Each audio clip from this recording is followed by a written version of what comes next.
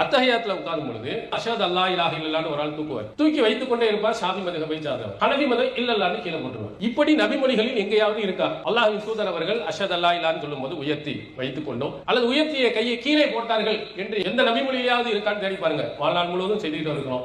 ஆதாரம் கிடையாது. நீங்கள் இது சுன்னத்து என்று சொன்னால் இப்படித்தான் தொழ வேண்டும் என்று சொன்னால் பாத்து புர்ஹானுக்கும் இன்குந்தும் சாதிக்கு உண்மையாளர் இருந்தா அதுக்குரிய ஆதாரத்தை கொண்டு வா. எங்க இருக்கு? ஒன்றும் கிடையாது. உண்மையில் என்ன?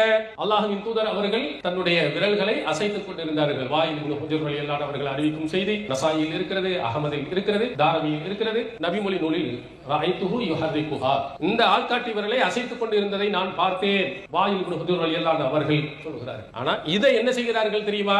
இப்படி அசைச்சி என்றா இப்ப இல்ல, கொஞ்ச காலத்துக்கு முன்னால் விரலை ஒடித்தவர்கள் உண்டு, ஹவுல போட்டு முக்கியவர்கள் உண்டு, தெருவில் தூக்கி எரிந்தவர்கள் உண்டு, பல பள்ளியில விரலை ஆட்டுபவர்கள் உள்ளே வரக்கூடாது என்று சொன்னவர்கள் உண்டு. அவனுக்கு மார்க்கமும் தெரியல, மதுஹபை பற்றி கூட தெரியல. மாலிகி இமாமுடைய மதுஹப்ல விரலை அசைக்க வேண்டும் என்று இருக்கிறது. தஃசீருல் குர்துபியில் அவர் மாலிகி மதுஹபை சார்ந்தவர், அவர் எழுதி வைத்திருக்கிறார். ஷாஃபி மதுஹபில் உள்ள சில அறிஞர்கள் விரல் அசைப்பதை முஸ்தஹப், விருப்பத்திற்குரியது என்று சொன்னார்கள் என்று இமாம் நவவி அவர்களுடைய நூலான அல் மஜ்மூ ஷரஹுல் முஹர்ரர் என்ற நூல் இருக்கு.